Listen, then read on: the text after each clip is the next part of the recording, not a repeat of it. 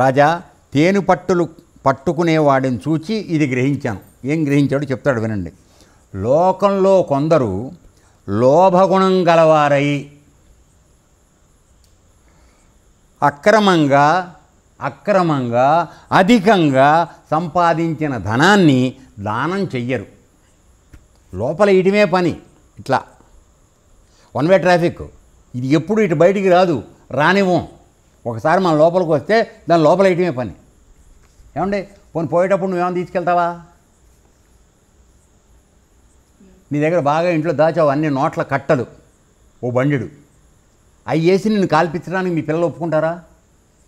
పోయినోడు ఎటకబడి దరిద్రం వదిలింది, నోట్లు ఎందుకు దండ చేస్తావు, మేము వాడుకుంటాం అంటారు. ఆ డబ్బు దాచుకుని వాడుకుండాలి. ఆ జ్ఞానం ఇది నా వెనకాల రాదు.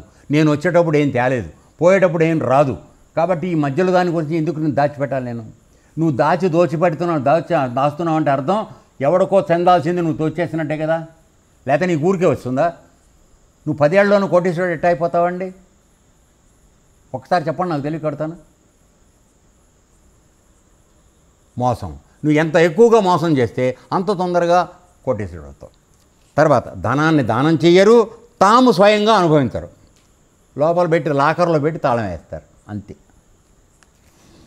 తేనె పట్టేవాడు కూడా ధనం వల్లనే తేనెను సంపాదించి కూడబెడతాడు. వారిని మోసగించి ఆ తేనెను కడుపారా తాగుతారు మరికొందరు. సో నేను ఇంత దాస్తావండి, దాచిన తర్వాత నేను వస్తాను, వచ్చి ఏమయ్యా నీ దగ్గర బంగారం ఉంది కదా, దొంగ నోట్లు ఉన్నాయి కదా, నీ దగ్గర నోట్లు ఇవ్వు, నీకు 3 రెట్లు నోట్లు ఇస్తా, అంతే కదండి. సరే అవి తీసుకుంటావు, అవన్నీ దొంగ నోట్లు. ఏమవుతుంది? పట్టుకెళ్ళి లోపల వేస్తే ఇది పుచ్చుకుని వీడు వెళ్ళిపోయాడు, ఆడు జైల్లో వేసాడు, అన్నీ అవుతాయి. అంటే నీకు దురాశ నిన్ను ఎంత దూరానికి తీసుకెడుతుందో ఒక్కసారి ఆలోచించండి. ఎవడు ఏ బుద్ధి లేనివాడు నీకు రూపాయికి 3 రూపాయలు ఇస్తాడయ్యా? నీకైతే బుద్ధి పనిచేయదా? ఎట్లా పడిపోతావు?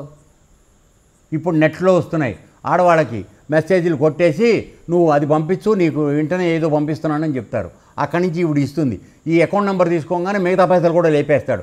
అప్పుడు దేవుడో రాముడో అని పోలీసుల దగ్గరికి ఎడుతుంది. ఆ జ్ఞానం ముందెందుకు లేదు? ఇవిడికి 30 లక్షలు 40 లక్షలు మోసేస్తున్నారు. ఎందుకని? నీకున్న బలహీనత, అది కారణం. ఆ విధంగానే ధనం కూడబెట్టేది ఒకడు, అనుభవించేది మరొకడు. నీకు కొద్దిపాటి జ్ఞానం ఉంటే నీ తర్వాత దాన్ని దోచుకుని నీ పిల్లలో నీ దాయాదులో ఎవరో దాన్ని దుర్వినియోగం చేయకుండా బతికుండగానే నలుగురికి పెట్టి నువ్వు కడుపు నిండా తిను.